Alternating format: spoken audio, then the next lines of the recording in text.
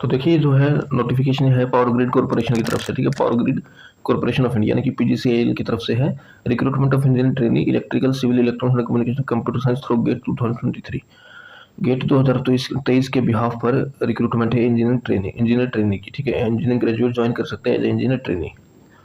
अब इसमें क्या कुछ है पोस्ट मैं बता देता हूँ आपको। देखिए post ID 254 electrical training power grid और CTUIL में कुल मिलाकर 128 और 16, ठीक है, यानी कि 144 वैकेंसीज हैं। अब सिविल की अगर बात करी जाए तो पावर ग्रिड में 28 वैकेंसी है, अलग अलग डिस्ट्रीब्यूशन आप देख लीजिए कि क्या डिस्ट्रीब्यूशन है। अब इलेक्ट्रॉनिक्स की बात करी जाए तो पावर ग्रिड में 2 है और CTUIL के अंदर 4 है। कंप्यूटर साइंस की अगर बात करी जाए तो पावर ग्रिड में 5 है और एक जो वैकेंसी SC की है, जनरल की 5। इस तरीके से कुल जो वैकेंसी 6 वैकेंसी हो जा रही है, ठीक है। बाकी जो रिजर्वेशन होता है वो सरकार की तरफ से दिया जाता है, वो तो अलग है ही सभी कैटेगरीज के लिए। सेंट्रल गवर्नमेंट के द्वारा PSU सेक्टर्स के द्वारा जो रिजर्वेशन एप्लीकेबल है वो सब पे एप्लीकेबल होगा।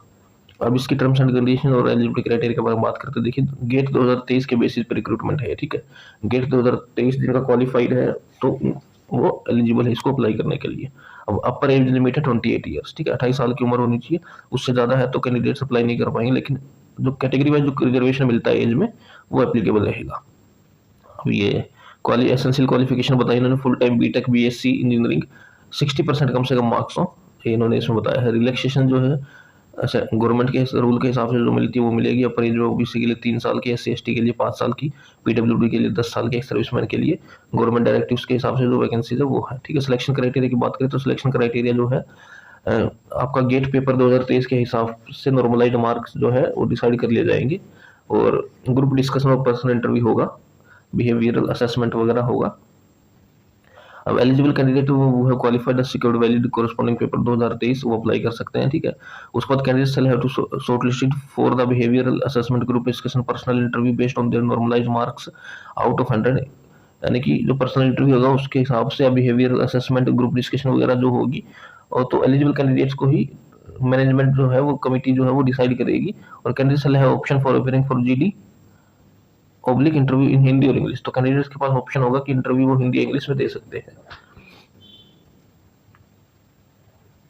बस यही है कि डायरेक्टली गेट बेसिस पर, गेट 2023 के बेसिस, स्कोर कार्ड के बेसिस पर और इंटरव्यू के बेसिस पर वैकेंसी है, ठीक है। अब क्वालिफाइंग परसेंटेज जो है वो कम से रिजर्व कैटेगरी के लिए 30% है, ठीक है। Group discussion will not have any qualifying marks, और ग्रुप डिस्कशन का कोई क्वालिफाइंग मार्क्स होगा नहीं, ठीक है। वेटेज पैरामीटर किस तरीके से बात करते हैं, देखिए गेट 2023 के जो मार्क्स होंगे वो 85% है, मायने रखेंगे 85% आपका गेट का स्कोर देखा जाएगा। उसके बाद ग्रुप डिस्कशन 3%, पर्सनल इंटरव्यू 12% हो, ठीक है। तो ये है कि अगर आप अप्लाई करना चाहते हैं तो अप्लाई कर सकते हैं। गेट 2023 आपको क्लियर होना चाहिए, ठीक है। गेट के बेसिस पे अप्लाई होगा। ऑफिशियल वेबसाइट है www.powergrid.in। तो ये उम्मीद करता हूँ वीडियो ठीक लगी तो वीडियो को लाइक कर दो, चैनल को सब्सक्राइब कर दो। धन्यवाद।